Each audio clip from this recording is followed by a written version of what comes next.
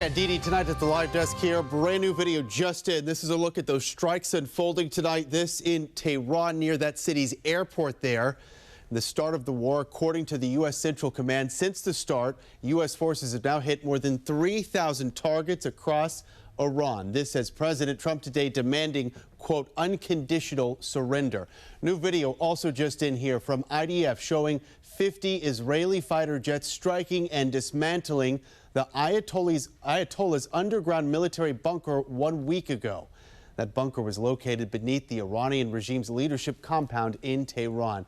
Now, there are also new reports tonight that Russia has provided Iran with intelligence that could help them strike American warships or other assets across the region. Pete Hegseth addressing that tonight during an interview with 60 Minutes. We have the best intelligence in the world. We're aware of who's talking to who, why they're talking to him, how accurate that information might be. Does this put U.S. personnel in any more danger than they otherwise would be? Well, the Russian involvement. No one's putting us in danger. We're putting the other guys in danger. That's our job. So we're not concerned about that. We mitigate it as we need to. And since the start of the war 1 week ago, the State Department now reporting nearly 24,000 Americans have now safely made it back to the U.S. from the Middle East, about half of those receiving direct assistance through the State Department. They are running a task force right now working 24/7 to bring Americans home. And a week since Operation Epic Fury began, let's take a look at the major targets in Iran that the U.S. and Israel have taken out. 25 to 30 Navy vessels have been damaged or destroyed, along with Iranian naval facilities. This has weakened Iran's ability to deploy ships into the Strait of Hormuz and the Gulf.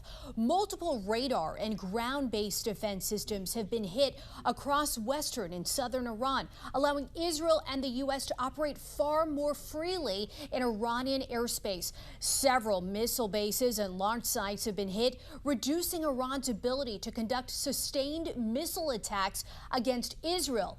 Air Force bases have also been targeted, damaging several runways, hangars, drones, and aircraft, disrupting Iran's regional command structure and weapons flow. And lastly, drone factories and storage sites have been hit, limiting Iran's ability to launch long-range drone strikes. A new report suggests it was the U.S. that launched the strike that hit a girls' elementary school in southern Iran at the end of February that killed at least 175 people, many of them children. Neither the U.S. nor Israel have taken responsibility for the strike, the deadliest known single attack so far in the conflict. But a New York Times analysis suggests it was likely a U.S. precision strike that happened at the same time as an attack on an adjacent naval base operated by the IRGC. The Pentagon says the incident is under investigation. The Trump administration's decision to strike Iran is dividing lawmakers on Capitol Hill. Virginia Representative Rob Wittman, a House Armed Services Committee member, joining us to discuss. And obviously, Congressman, it's great to have you here on the National News Desk. Thank you for your time. You have been briefed by the Secretary of State, Secretary of War, other cabinet officials on this rapidly developing situation. What is your assessment thus far? Sure. My assessment is they made significant progress in degrading Iran's ability to perpetrate harm across the region. And their focus is to take out their conventional capability, that is their missile systems, their weapon systems that they can engage others. The other is taking away their capacity to produce nuclear weapons. They significantly degraded that, so they are actually a little bit ahead of schedule in doing the things that are in their initial objectives to take away the ability for Iran to not only threaten its neighbors, but to also expand what has been seen in the region as an incredibly aggressive growth of their military, and again, for the purposes of destabilizing the region. And a lot of questions about the U.S.'s involvement, obviously, and from a defense standpoint, a weaponry standpoint. Are you concerned about a prolonged conflict in the region?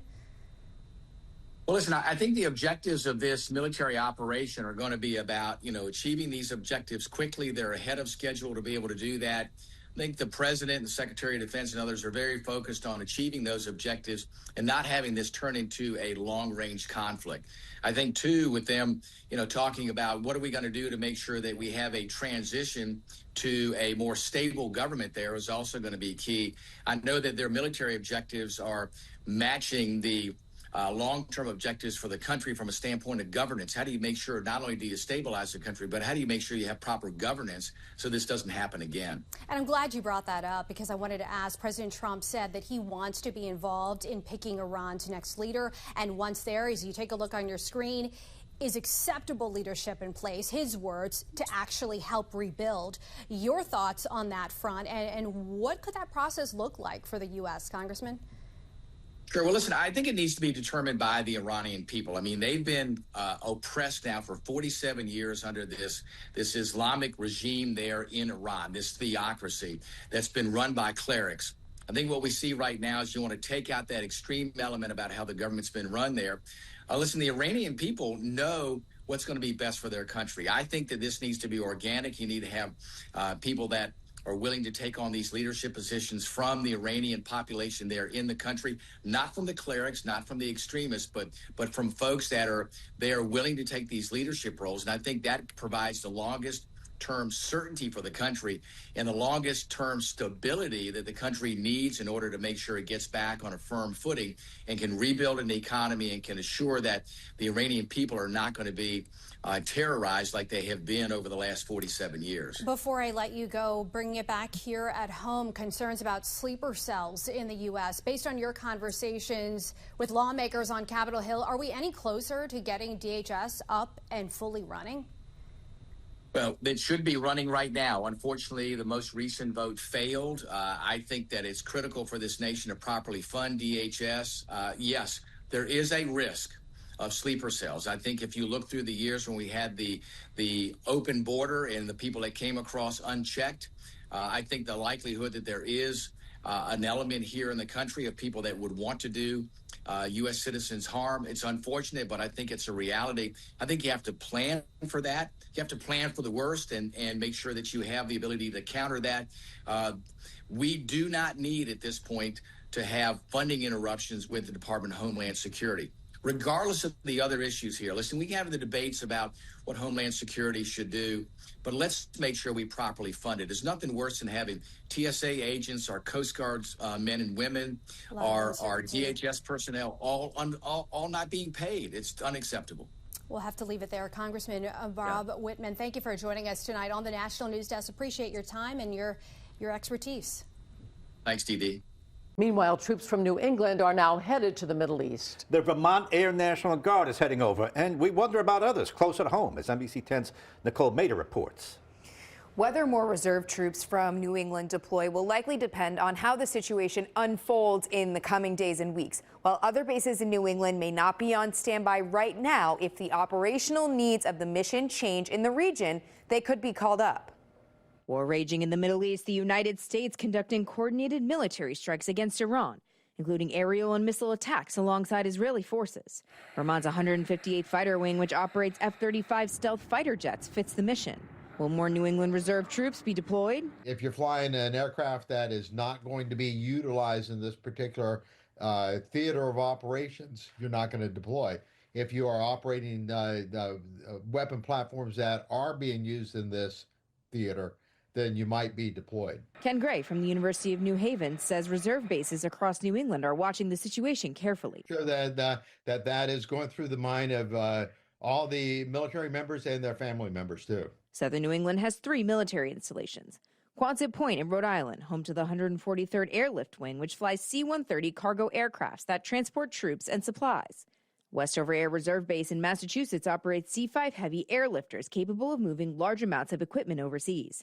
And Joint Base Cape Cod, which primarily serves as a training and mobilization site. They're not on standby right now, but if the situation in the region changes... Whether they have to reach down to the National Guard level of New England here is yet to be seen. What would be the reason to send cargo planes over into the Middle East?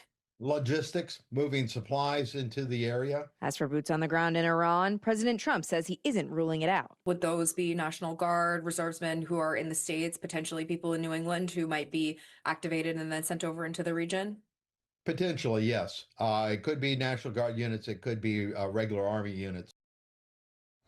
Ken said that he isn't surprised that the Defense Department and the president haven't been more forthcoming with the war plan because they don't want to reveal their game plan to the enemy. In the studio, Nicole Mader, NBC 10 News.